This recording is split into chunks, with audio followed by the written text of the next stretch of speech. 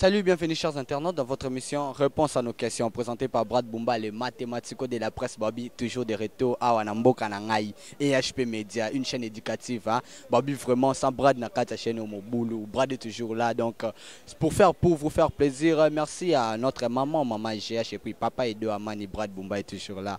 Voilà aujourd'hui tous anana Caligula toujours Babi Caligula et zo continuer toi battre ceux qui Yangonde makambo mutela tisibiso avec la porte-parole na bangoto développer mukeli solo ya Caligula na le président Karmapa. Bonjour. Bonjour, Boni. Bien Pépé, Boni. Ouais, ça va très bien. Caligula ndé makambo. Caligula ndé makambo, merci mon frère. To sa musala na kanso mona.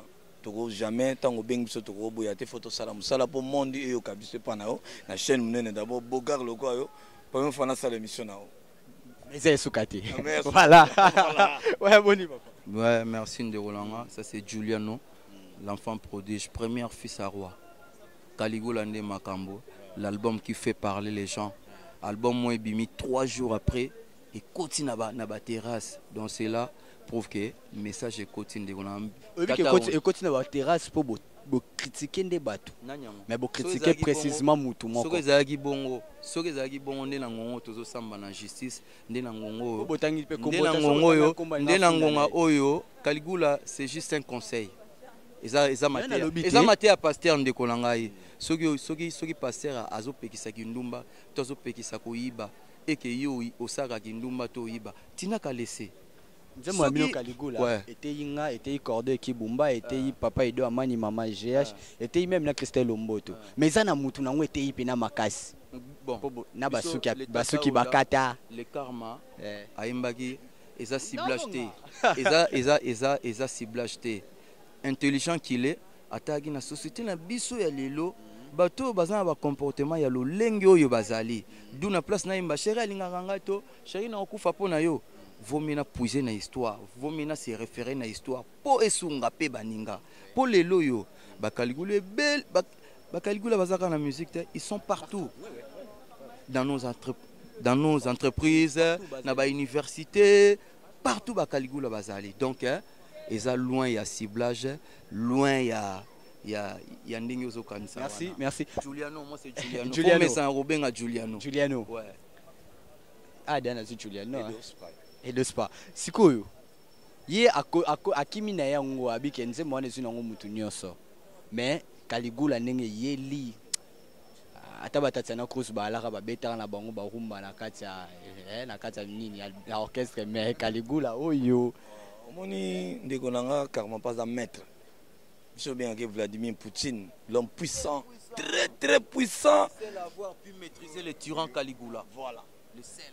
Donc Mouto Alobagate, il est très puissant. Tu sais bien Vladimir Poutine. Si on a ya bien moi la matete. Ate ki matete nanu nondo arnanu. Boulo zalaka. Zo komboyo somo na mboka oyo mutabeta na okesa mutute ya s'imposer pa vandi. Puis vas-y trône na rumba bapesi.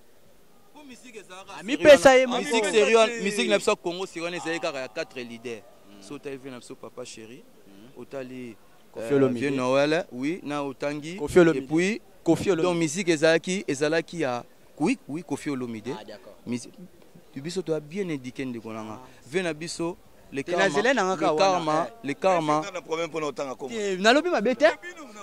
Kofi nous devons comprendre. Mon frère, le problème c'est quoi dans notre pays? Les gens doivent comprendre les choses. Yo za journaliste, il faut que yeba ramamni ozoloba. Au moins yo kana biso lokomo. Au moins biso orchestre biso comme nango rive droite classe K. Il y a eu musique, il y a polémique, autobengo rive gauche.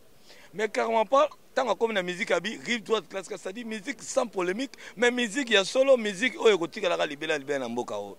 Yango musique wana yango lo moni de oto beta kirumba oyo lelo zo ba Caligula nde makambo.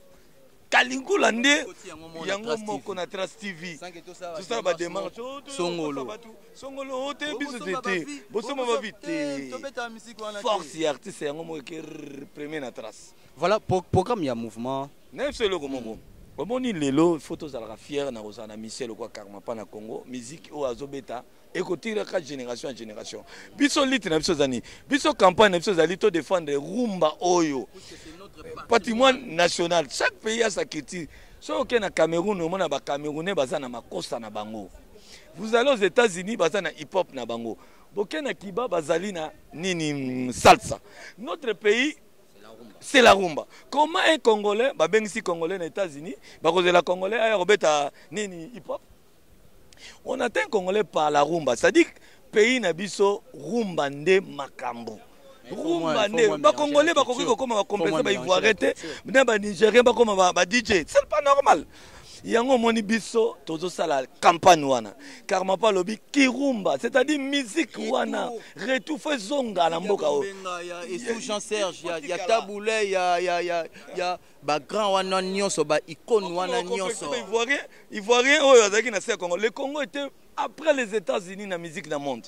Comment les autres comment totika rumba wana oyo papa Franco quel kola bani na bino ba problème na bino ba conflit bani complexe non te conflit na nous conflit OK des fois ça y a pas siko za complexe complexé yo pesa bien OK no beta na kana non siko yo mo pesa réponse au question qui to kondo la tibo swag OK no des fois le super caméraman c'est comme complexé na Congo so beti rumba to comme na mbo natangelo ba musicien le benga ba comme complexé po ba comme na mbo ba sanango po ba tout manda ba beti musique ni c'est la rumba. Papa Nabiso Rochero en 1978, il a joué à Nolépan de Paris une semaine. Dans quelle musique?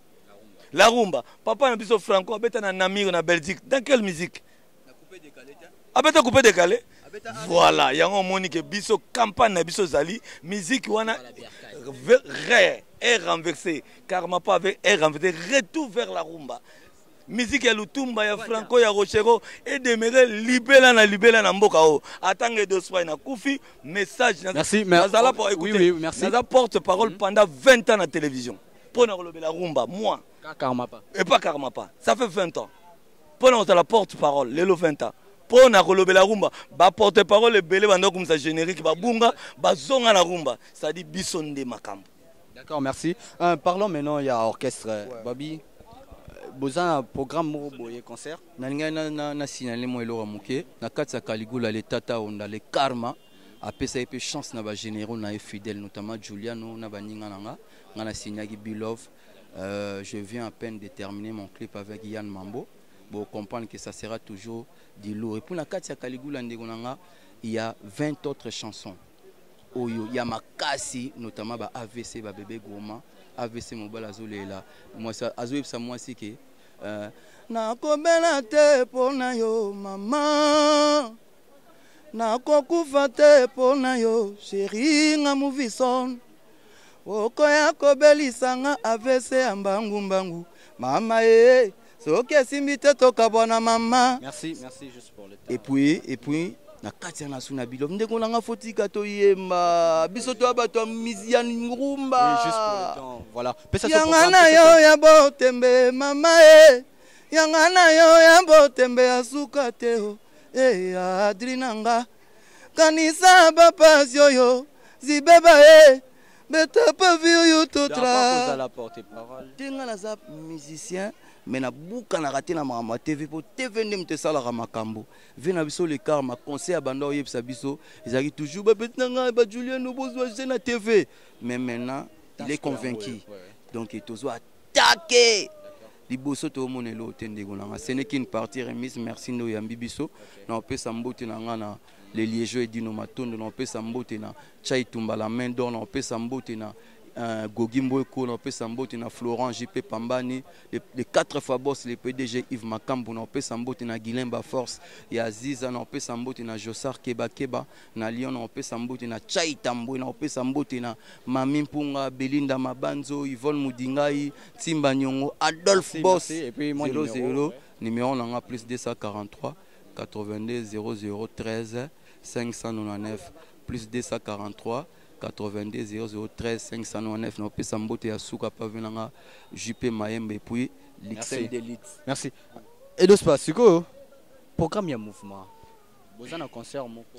Ouais tout à l'heure là, tout à l'heure là, ndé tout solonga to beta les 17 lelo Et aujourd'hui, les 12, tu as un staff acoustique de la couloir et à Matete, le conseil Caligula, na mabele à Matete, sous demande à notable. Il y a moi si moi ma casse, maman Chatal Matemba, moi si on à Matete, staff acoustique original, Abi Karma Pafoya, à Beta présenté le album Naba na Matete. Donc les 12.